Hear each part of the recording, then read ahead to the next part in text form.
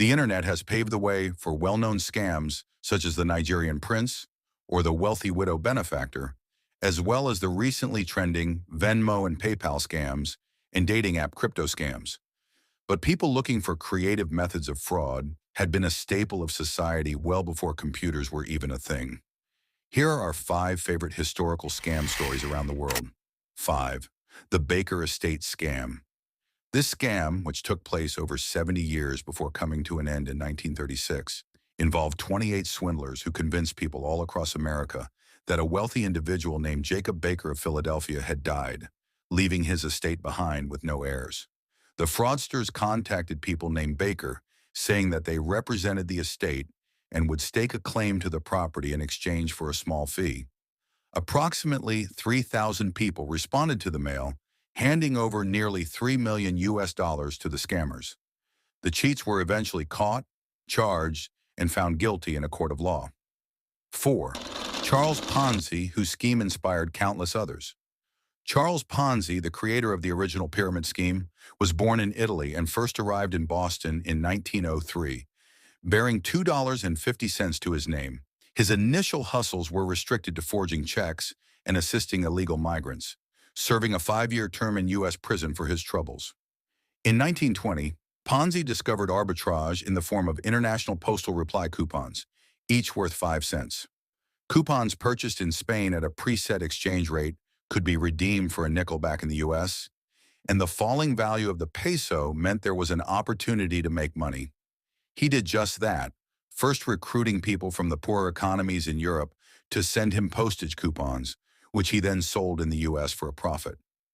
But Ponzi wasn't satisfied with simply fleecing the government. He had grander ambitions and started to recruit ordinary people, promising them anywhere between 50% to 100% returns on their investment.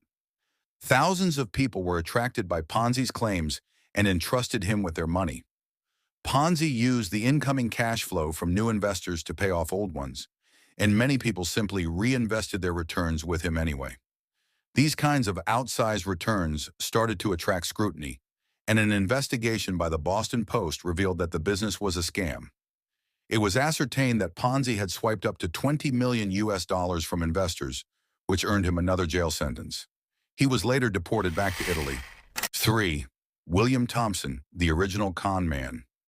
William Thompson lived in the mid-19th century in New York City and was likely the first person to become widely known as a confidence man, a type of fraudster that became hugely popular in the buzzing metropolises of the late Industrial Revolution.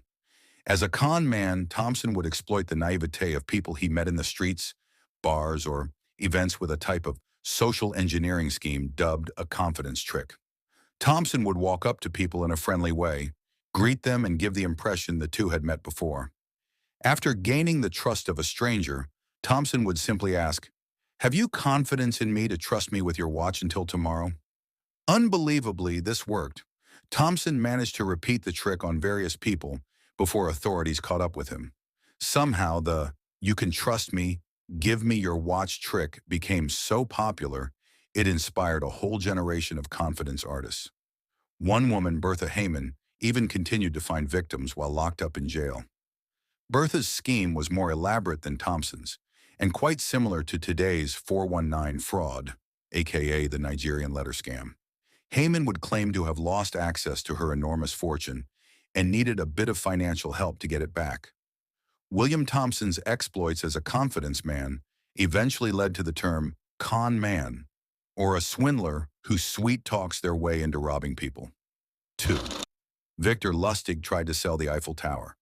Twice the Eiffel Tower was constructed for the 1889 World's Fair, coinciding with the 100-year anniversary of the French Revolution.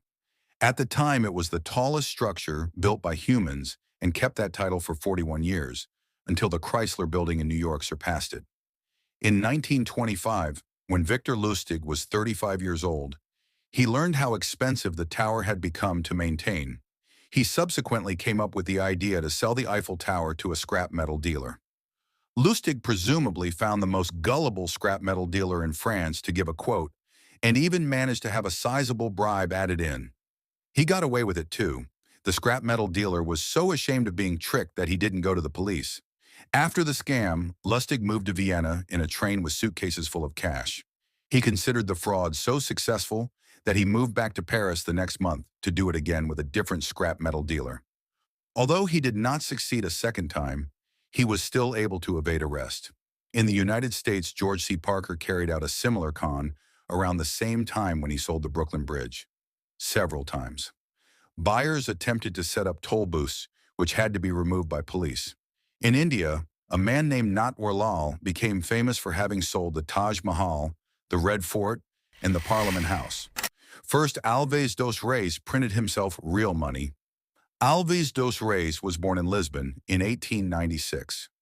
And when he was 28 years old, he printed himself so much money that he caused an economic crisis that led to a nationalist military coup d'etat. Reis forged a contract with the Bank of Portugal that authorized him to print a new set of banknotes and approached the company that previously printed Bank of Portugal notes, Waterloo and Sons, to make all the new cash. As the printers used legit original plates to print the banknotes, the forgeries were perfect. Reis had 200,000 banknotes printed, worth almost 1% of Portugal's entire GDP, comparable to publishing about 2 billion USD in currency today. At one point, nearly half of the 500 escudos notes were fake. In fact, Reis had so much money, the businesses, real estate, and luxury goods he bought created a boom in the economy. Reis used a bank he acquired in Angola, a Portuguese colony at the time, to launder the money before, brilliantly, he attempted to buy himself a stake in the Bank of Portugal to retroactively approve his unauthorized notes.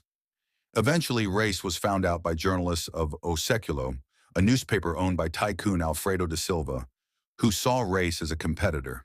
The extent of Reis's conspiracy was so large that few believed it could have been carried out by a single person.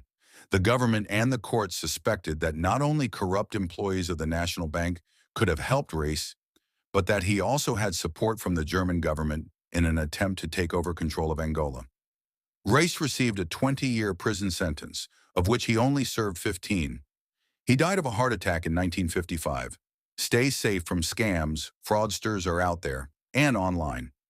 Knowledge is power, so read up on some of the biggest scams right now and learn how to identify a scam.